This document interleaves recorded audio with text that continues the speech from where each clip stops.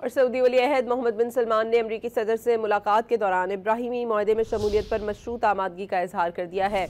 सहाफ़ी के सवाल पर सऊदी वली अहद ने जवाब दिया कि फ़लस्तीन और इसराइल के दरमियान अमन की खातिर इब्राहिमी माहदे का हिस्सा बनना चाहते हैं, लेकिन इसके लिए दो रियासती हल का रास्ता भी महफूज बनाना चाहते हैं।